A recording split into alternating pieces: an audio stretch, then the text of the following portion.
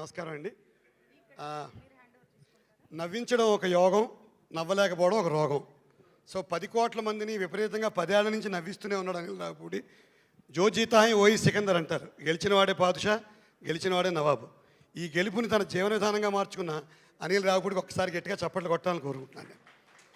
నాకు 2019లో ప్రశాంతంగా ఉద్యోగం చేసుకుంటూ నన్ను రోడ్డు మీకు ఈడ్చేసి నా ఉద్యోగం పాడి చేసేసి నా ఉద్యోగం పీకేసిన మహానుభావుడు ఎవరంటే ఆ సికిందర్గా ముఖద్దర్గా సికిందర్ మా అనిల్ రావిపూడి గారే. ఇందాక వాడెవడో అన్నాడు దత్త తీసుకోవాలని. నన్ను సుమారుగా దత్త తీసుకున్నారు. ఇది నా 6వ సినిమా అనిల్ రావిపూడి గారితో. F2, F3 సర్లేరు నీకెవరు, భగవంత్ కేసరి, సంక్రాంతికి వస్తున్నాం. ఇది జారిపోతుందేమో అనుకున్నాను, కానీ ఆ ప్రిన్సిపాల్ వేషం నార్త్ ఇండియా లుక్లో మిసా లేకుండా నన్ను దానికి ప్రొజెక్ట్ చేశారు. సో అనిల్ రావిపూడి గారికి తమ్ముడని పిలుచుకుంటాను.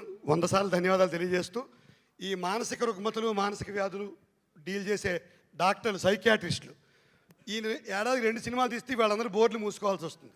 ఇంకా రకరకాల రుగ్మతలకి రకరకాల డిప్రెషన్లకి కూడా అనిల్ సినిమాలు ఆన్సర్ని ఇస్తాయి.